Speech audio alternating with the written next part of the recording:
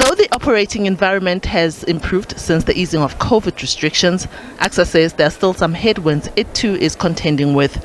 These include lack of electricity, inflation, and the impact that the closure of fuel refineries is having on the group. Electricity outages have had a significant impact on all of us in the country, and really that poses quite a challenge even for ACSA, where we have alternative sources of power. We've also seen high inflation, which has really posed challenges for households and businesses.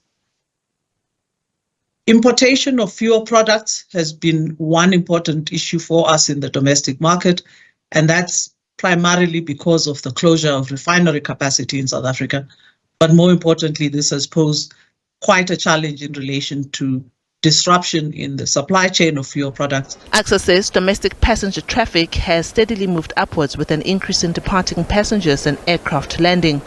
Aircraft landings were up 20% year-on-year, while departing passengers increased 50% during the same period. Mpofu says Cape Town has seen the largest percentage share of growth compared to the other airports. Largely, this has been driven by their increased share of leisure travel, which basically includes visiting family and friends, and also which is recovering faster than, as I indicated earlier, meeting incentives, conferences and exhibitions. So the international and the domestic business travel is relatively muted, and I guess we can refer to virtual meetings as being one of the issues that impacts on this particular performance area. She says the recovery from the impact of the COVID pandemic was worsened by the collapse of the ComAir Group, which operated Gulula and British Airways.